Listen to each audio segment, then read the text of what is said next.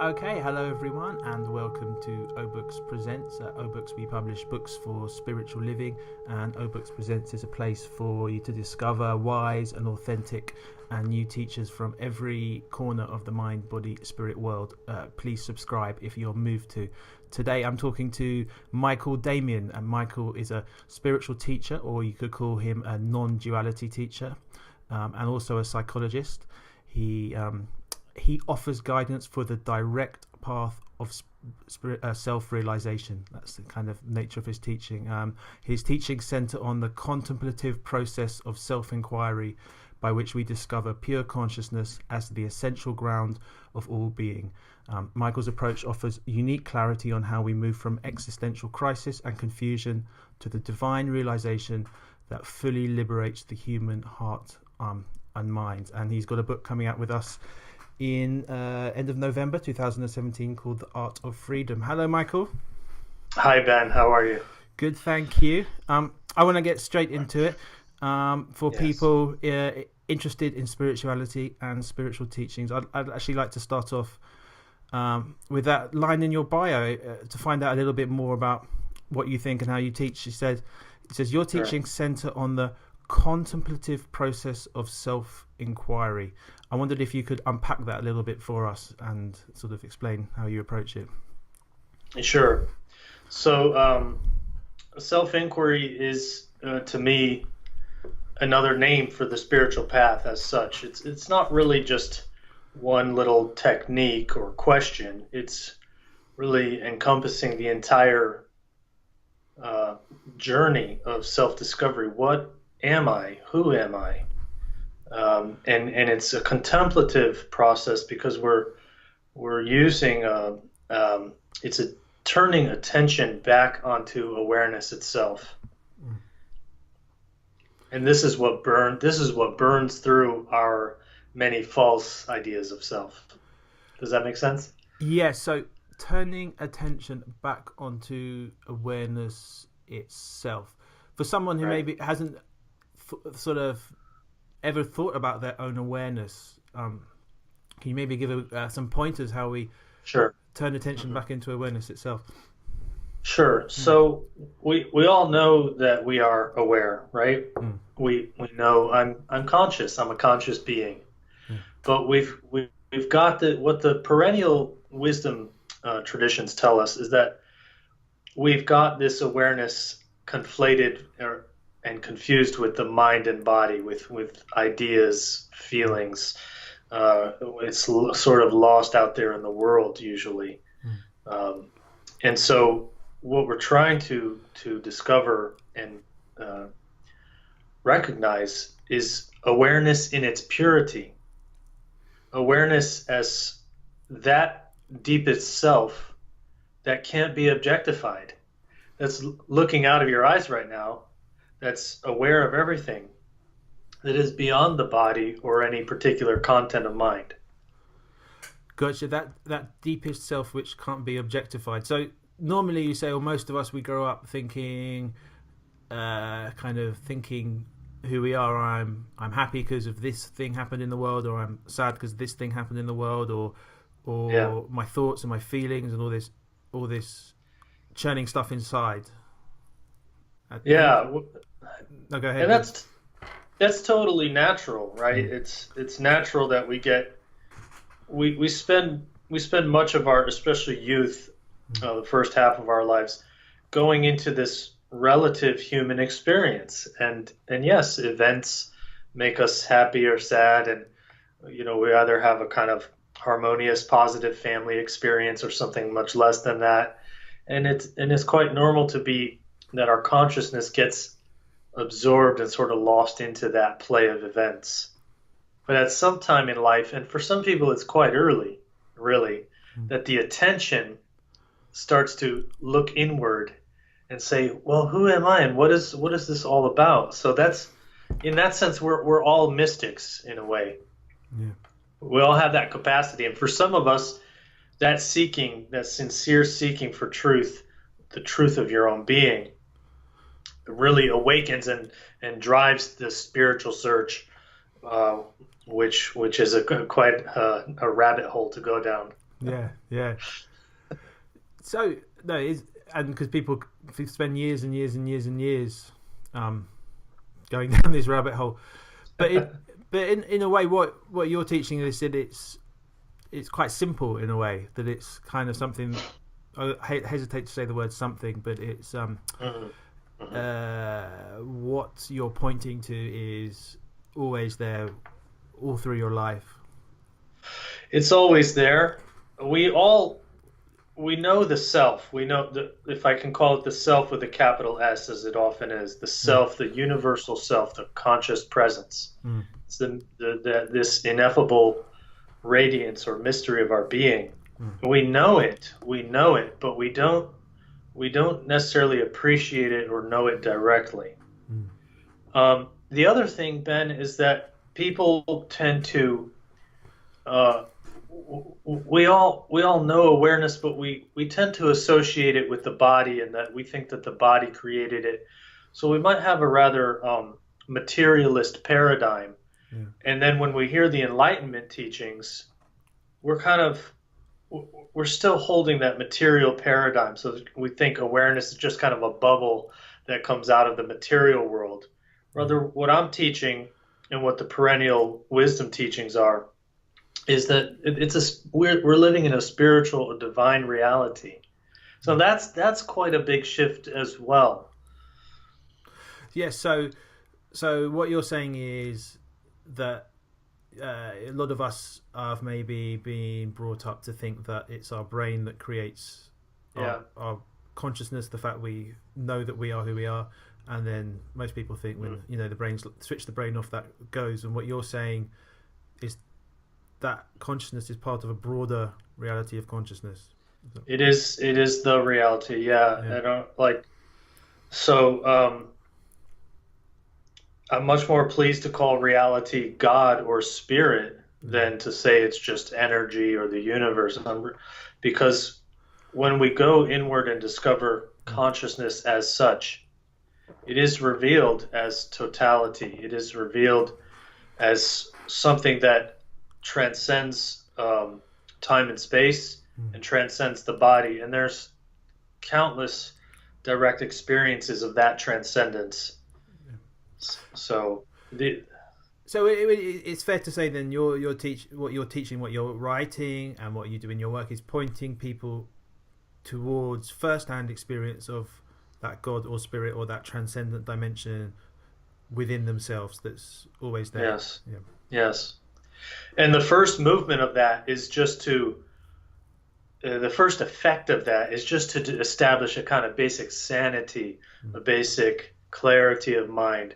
And then it brings about an initial opening of heart as well.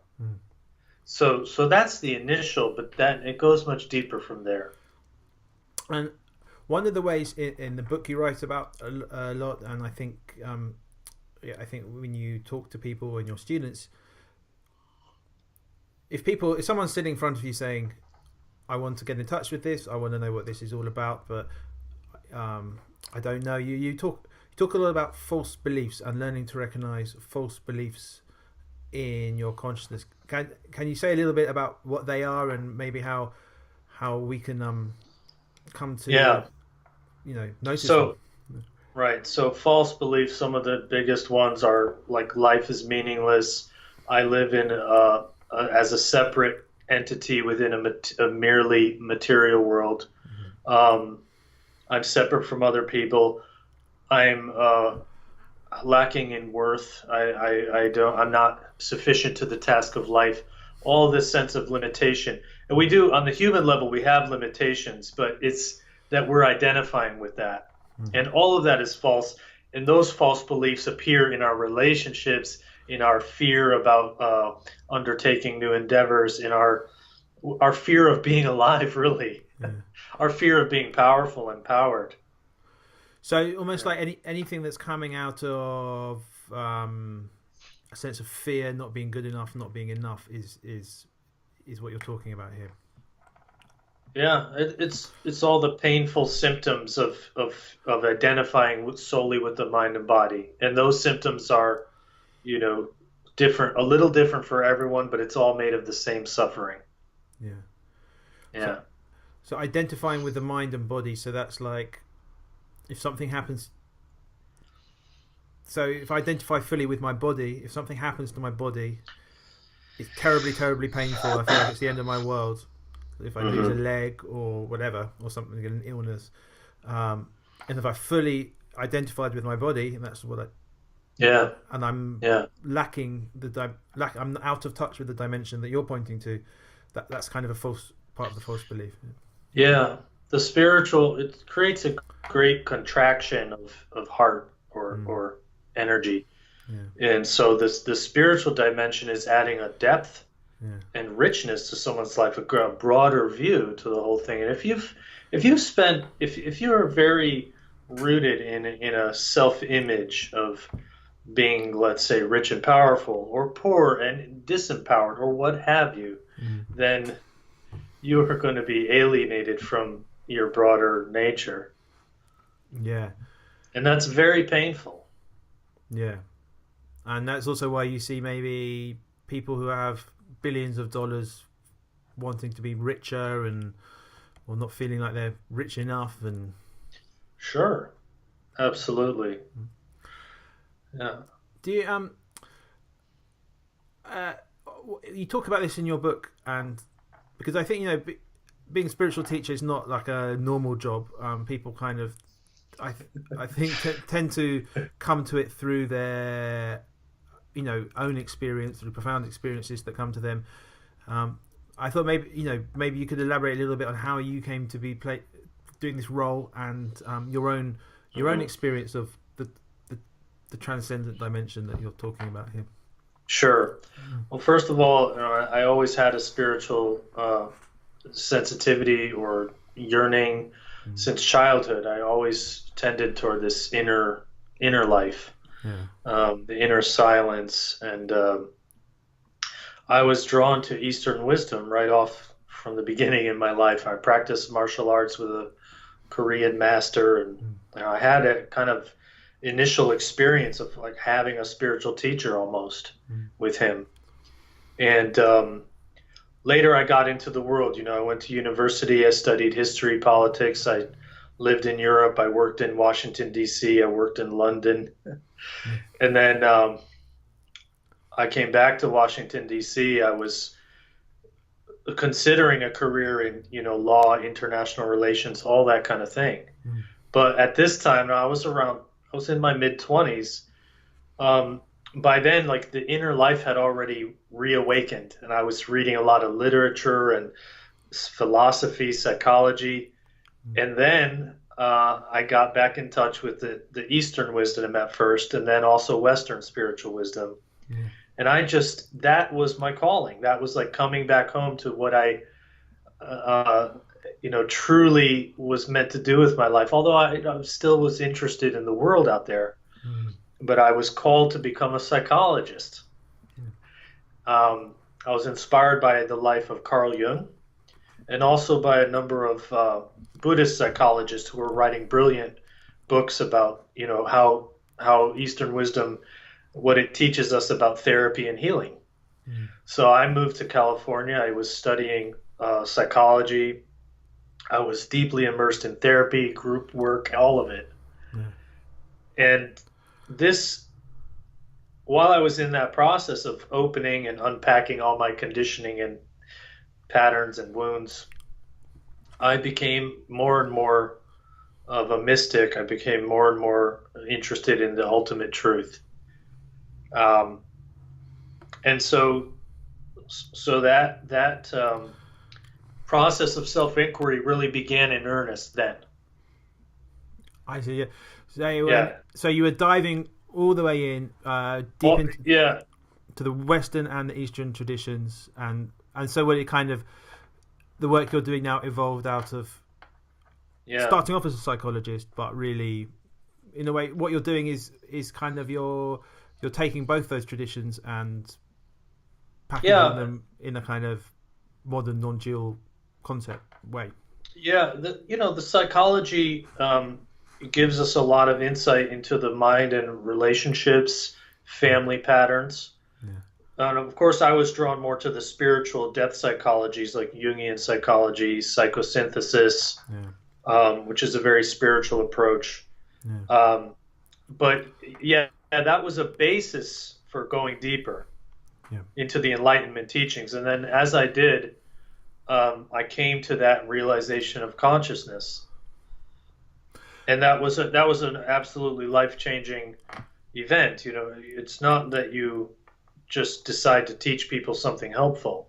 Yeah. It's does that make sense? Yeah. You say you came to the realization of consciousness.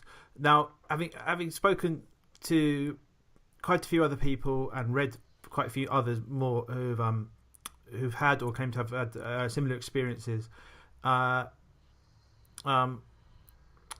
them a certain degree of psychological suffering at the outset was a kind of prerequisite to this kind of transformation that you're talking about.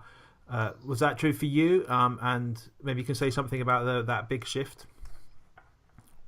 Okay, well, I would say we're all already suffering. I don't know anyone who really isn't, unless it's unconscious. They're not quite aware of it.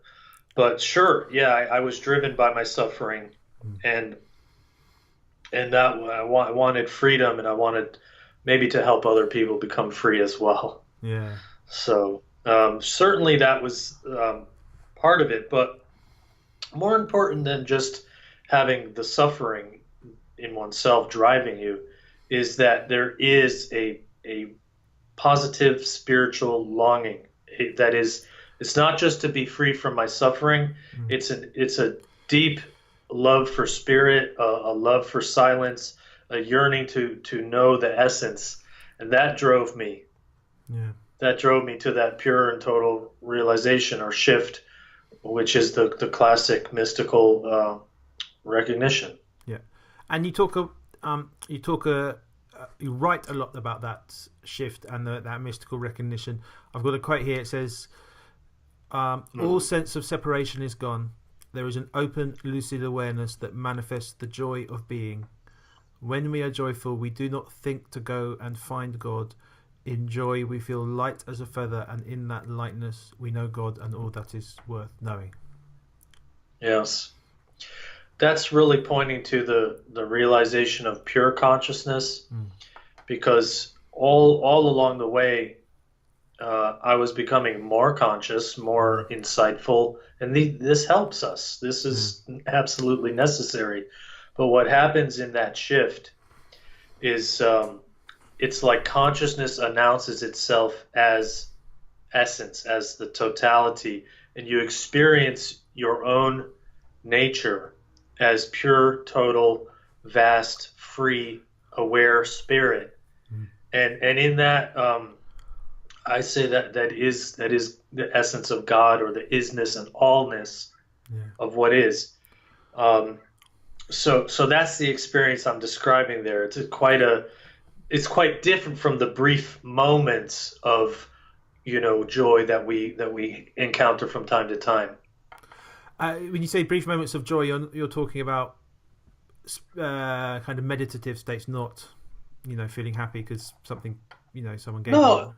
No, I mean, along the way we have both of those. We have meditative moments of clarity, and we also have moments where we do just feel wonderfully alive and free and conscious and aware, present, especially if you're happen to be falling in love or what have you. But this is a definitive shift of recognition that doesn't depend on time or space or sustaining it or anything. It's just what is. So it's a definitive shift of recognition. Would you say that's like a dramatic event for most people, or it always kind of like that, or can it? Well, by its nature, it is dramatic. By its nature, it is dramatic in the sense of it is very poignant and profound. But that doesn't mean that it's dramatic in an outward emotional sense, really. Right. It's infinitely dramatic in terms of its meaning for this consciousness that you are. It is the most astounding and sacred discovery, really, to have that initial breakthrough from the mind of limitation, and it's called penetrating the heavens. It's called the great flash of understanding. Yeah. It's obviously pointing to a kind of supreme understanding, or almost it's a transrational understanding, of course. So that is profound, but it's not necessarily. I couldn't show people the profundity of that while it was happening. So it all the words fail. So it sounds like it was very personal, very profound, and it took a long time before you be able to come out and talk about it like you are now. Oh yeah. It was difficult at first, and it's something you would like to explain to people, but you can't explain. Yeah. And it's just something incredibly, well, it is rare in the world. It's not that no one has this realization. There are many people who have it out of nowhere, and some people who are sincere spiritual seekers who have it. But it is fairly rare in the world, and it's something that's just not understood. Yeah. I mean, so. Yeah, well, no, I hear you, and so we're talking about in sort of enlightenment as it was the more ancient people talked about it. But I want to say, how does life change after this? I mean, how does one's life change, or how does one integrate this experience into their life? Well, the knowing of what you are it sets your life in an entirely different context, where there's such great. First of all, as I say in the book, one of the first effects or signs is deep peace of mind. It's a very deep peace. It's like a release from everything. It's not a conditional peace. It's a release from the illusion. And next, there's a lot of joy and benevolence that arises. It's like a well-being that is you, and that wants to share itself with others.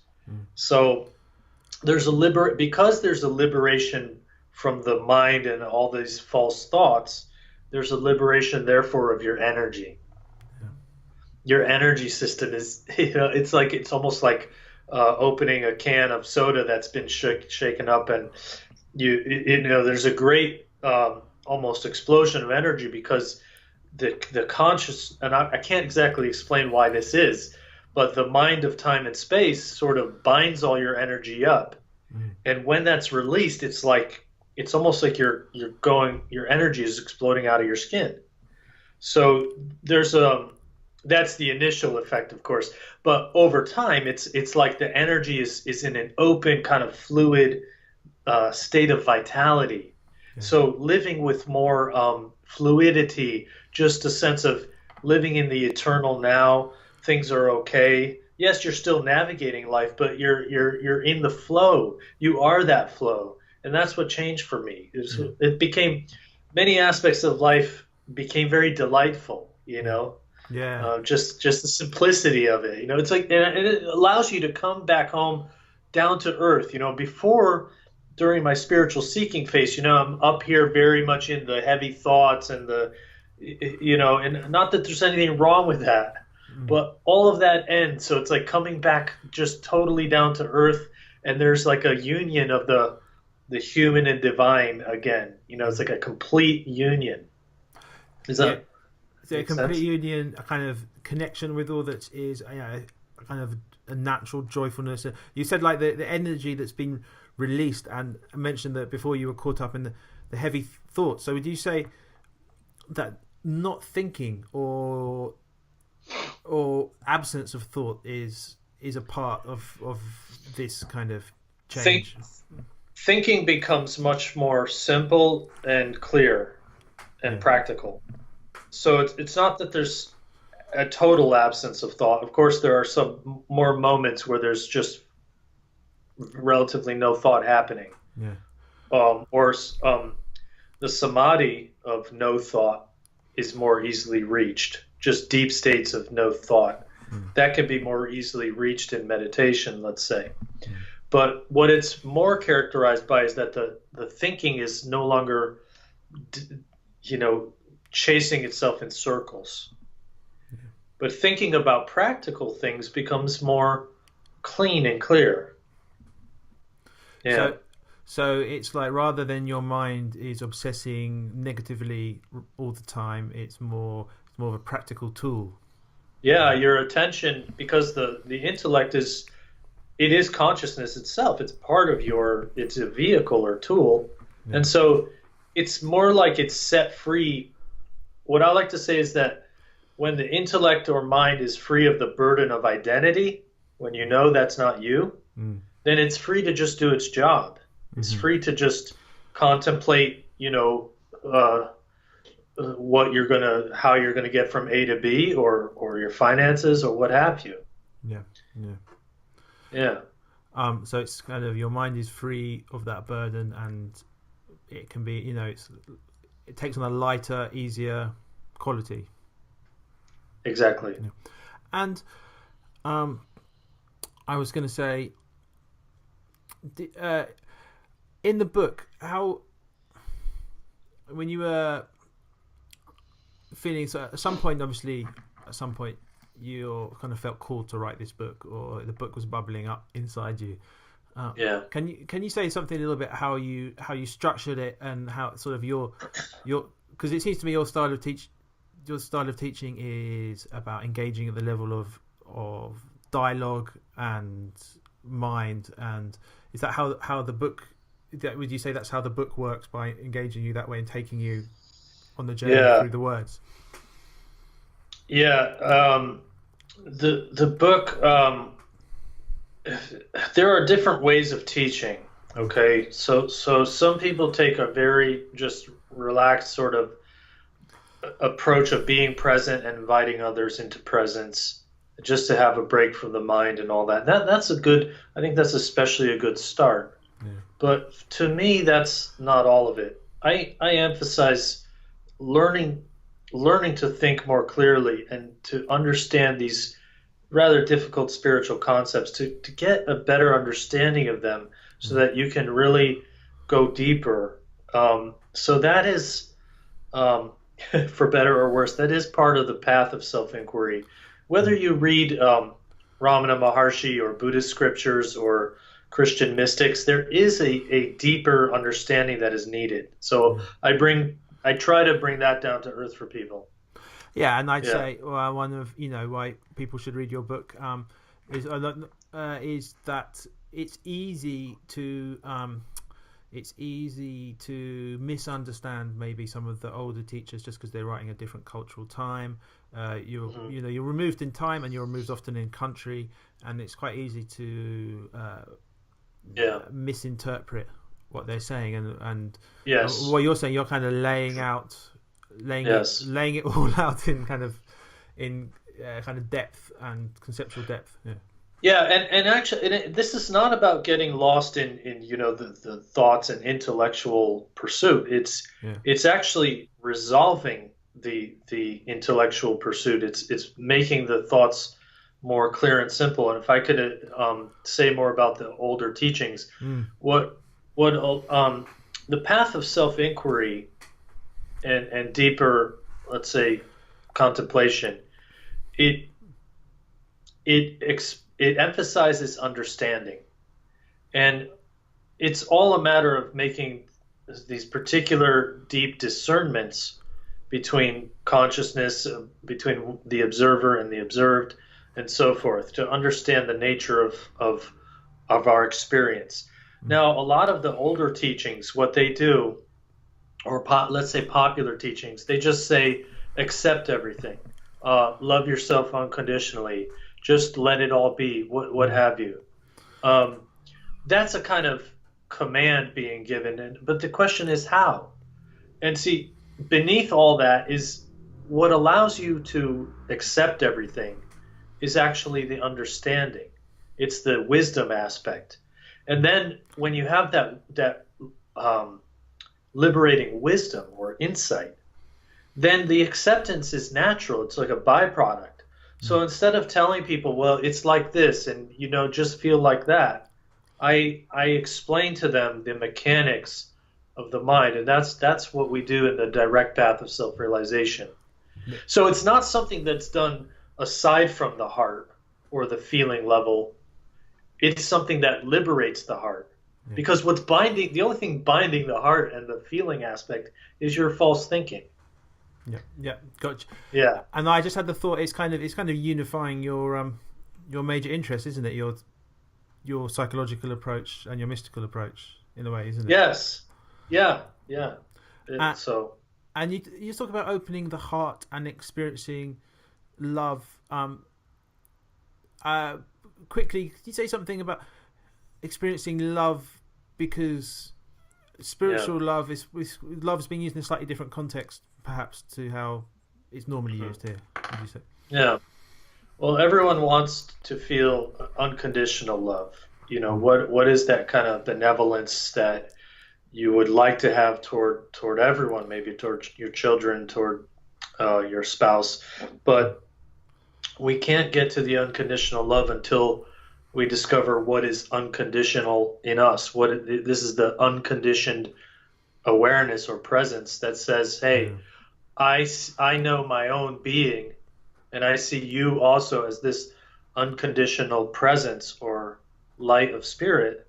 And it's from that point that I can forgive, the my own and your, like, maybe less helpful actions or words.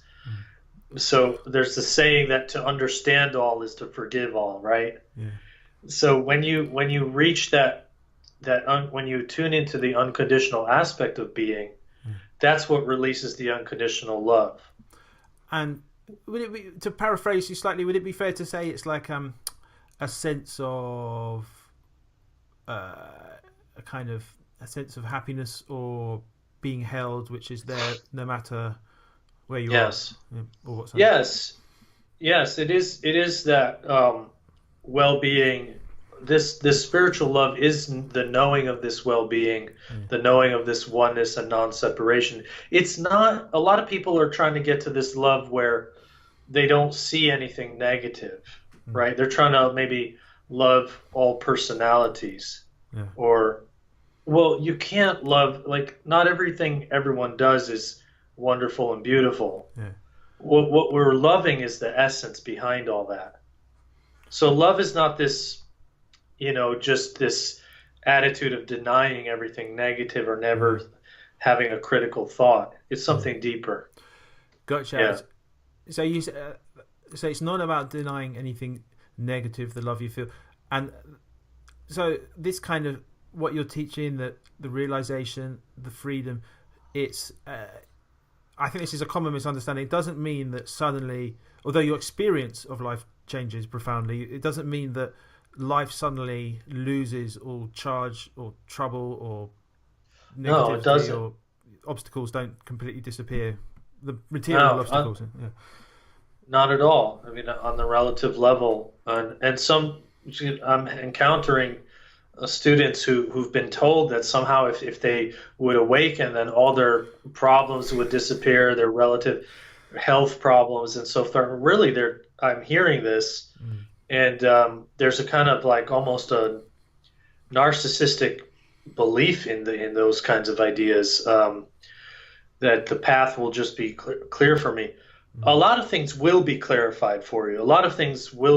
Many obstacles will be removed, but we all are still in this earth plane existence with all kinds of difficulties. And what the wisdom brings, in every spiritual tradition tells us this, the wisdom, it's not true wisdom unless it brings deep compassion. So you just have such a compassion for, you have the space to love others in their struggle and their, you don't go around telling people, oh, well, that doesn't matter, and you should just realize it doesn't matter and all that, and because everyone is where they are with it. So that's quite a good barometer of your spiritual journey, is looking at the compassion. And if you're going around lecturing people spiritually, that's not really what it's about, is it?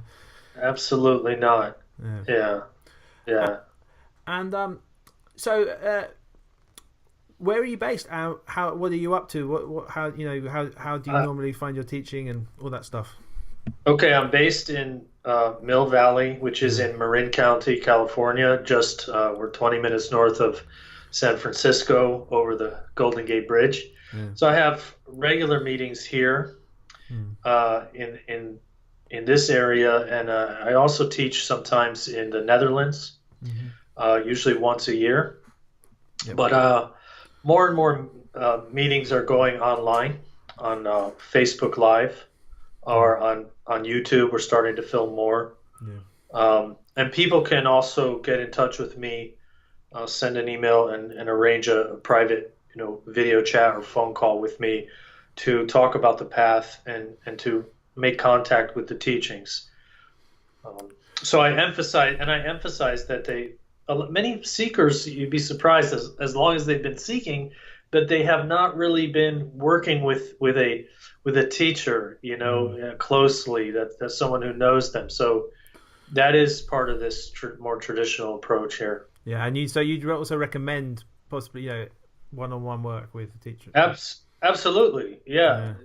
Instead of just picking up pieces of this book and that talk here, to work one-on-one, at least for a certain time, with a teacher who resonates with you. Yeah. I think that's important for people. Great. And where can we get in touch with you? I'm at michaeldamian.org. That's my website, and you can contact me through that. And you can also find my page, Michael Damian, on Facebook, teaching page. Yeah.